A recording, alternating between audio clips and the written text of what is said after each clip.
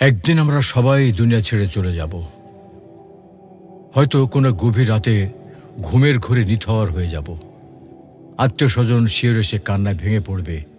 কেউ গোসল করাবে, আবার কেউ কাফনে কাপড় পরিয়ে জানাজার জন্য প্রস্তুত করবে। সবশেষে কবরের মাটিতে শুয়ে দিয়ে সবাই একে একে বিদায় নেবে।